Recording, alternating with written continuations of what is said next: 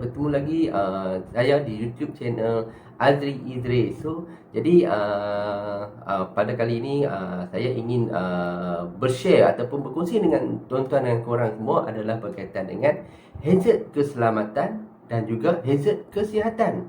Jadi, sebelum kita ulas lebih lanjut, tuan-tuan jangan lupa untuk like dan juga subscribe untuk mendapatkan video-video saya yang seterusnya adalah berkaitan dengan pengurusan keselamatan dan juga kesihatan di tempat kerja. Jadi topik yang kali ini yang ingin saya share dengan korang semua adalah berkaitan dengan hazard keselamatan dan juga hazard kesihatan. Kadang-kadang pelaksana keselamatan KKP di tempat kerja kadang-kadang confuse. Bagaimana dia nak membezakan antara hazard keselamatan dan juga hazard kesihatan. Jadi untuk hazard keselamatan ini dia adalah aspek-aspek persedaran yang ada di tempat kerja itu yang mana boleh mendatangkan kemudaratan, boleh mendatangkan kemalangan, boleh mendatangkan kecederaan kepada pekerja-pekerja ataupun mana orang yang memasuki kawasan produksi tersebut ataupun di tempat kerja, workstation ataupun work area tersebut. Sebagai contohnya hazard keselamatan yang ada di tempat kerja ni yang kadang-kadang kita sedar, kadang-kadang kita tak sedar.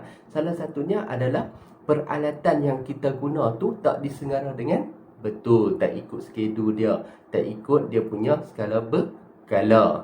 Itu adalah dari segi peralatan yang tak disengara. Yang keduanya adalah jentera yang tak selamat. Jentera tak selamat ni misalnya contoh macam kalau ada objek berputar, objek bergerak, objek tajam, objek panas pada jentera tersebut tak ditutup ataupun tak dibuatkan dia punya fencing dengan selamat yang mana boleh terdedah kepada pekerja yang mengendalikan jentera tersebut. Okey, jadi yang ketiganya adalah boleh menyebabkan hazard keselamatan ini adalah pendedahan kepada bahan-bahan berbahaya di tempat kerja. Misalnya yang paling rapat dengan pekerja adalah semasa mengendalikan bahan kimia. Bahan kimia di tempat kerja. Contoh kadang-kadang bahan kimia ni dia ada yang bentuk korosif ataupun menghakis. So kadang-kadang dia boleh menyebabkan mudah terbakar.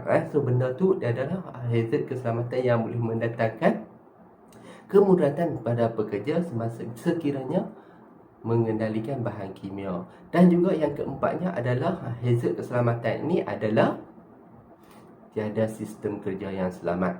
Tiada sistem kerja yang selamat ni dimaksudkan dia ni tiada sistem kerja yang selamat adalah tiada SOP misalnya, cara pengendalian bahan kimia, tiada pengendalian SOP berkaitan dengan mesin ataupun jentera di tempat kerja, SOP bagi training kepada pekerja baru untuk mengendalikan pekerja tersebut ataupun refresher training balik kepada pekerja-pekerja lama yang mengendalikan mesin dan sebagainya. Kadang-kadang benda ni boleh mendatangkan hazard keselamatan kepada pekerja tersebut dan mana boleh menyebabkan kemalangan ataupun kecederaan di tempat kerja.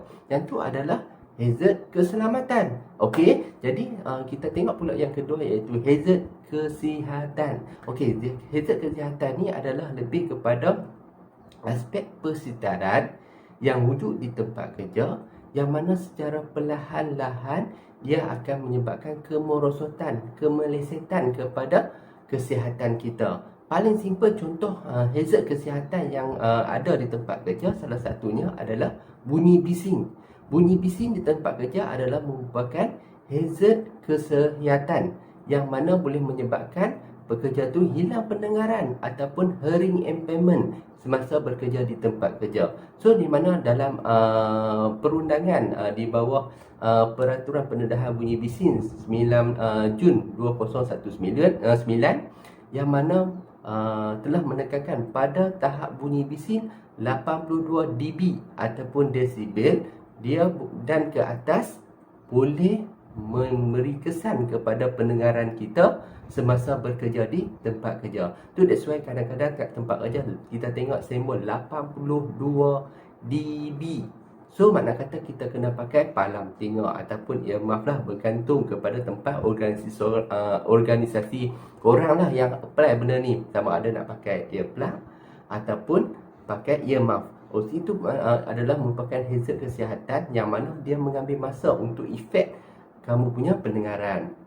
Di samping itu juga adalah berkaitan dengan stres di tempat kerja. Itu pun salah satu daripada hazard kesihatan yang boleh mendatangkan kepada kemurungan ataupun kemerosakan kesihatan kepada pekerja itu sendiri. Ini adalah perbezaan antara hazard keselamatan dan juga hazard kesihatan.